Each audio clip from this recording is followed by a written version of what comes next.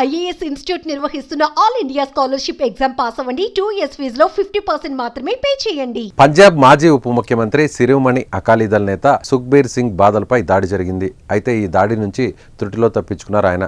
అమృత్సర్లోని golden temple బయట సుఖ్బీర్ బాదల్ గార్డుగా పనిచేస్తున్నారు. ఈ సమయంలో ఒక్కసారిగా దూసుకొచ్చిన ఓ వ్యక్తి కాల్పులు జరిపాడు. బాదల్ మతపరమైన శిక్షను అనుభవిస్తున్నారు. ఈ క్రమంలోనే స్వర్ణ దేవాలయం ప్రవేశ ద్వారం వద్ద సుఖ్బీర్ సింగ్ బాదల్ ఉండగా ఆ వ్యక్తి అకస్మాత్తుగా కాల్పులు జరిపాడు.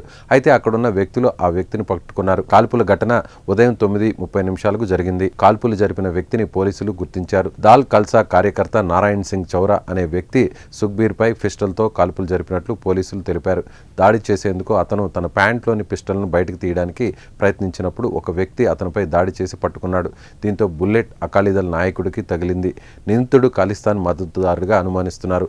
ఆత్మత్యాగం కేసుల విషయంలో సుఖ్బీర్ బాదల్పై ఆగ్రహం వ్యక్తం చేసినట్లు సమాచారం. గత 2 రోజులుగా స్వర్ణ దేవాలయం వస్తున్నట్లు చెబుతున్నారు. దీంతో అదును చూసి దాడికి పాల్పడినట్లు తెలుస్తోంది.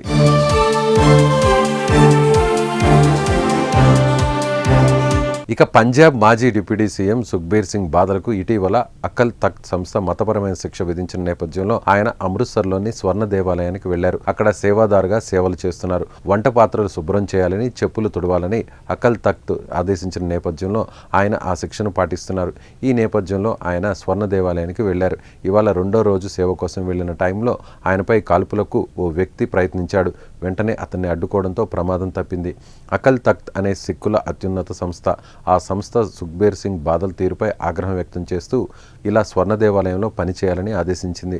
పలు సిక్కు ఆలయాల్లో కూడా క్లీనింగ్ చేయాలని అకల్ తఖ్త్ ఆదేశించింది. దానికోసమే ఆయన గోల్డెన్ టెంపుల్కు వచ్చారు. ఈ నేపథ్యంలోనే ఆయనపై కాల్పులు జరిగాయి.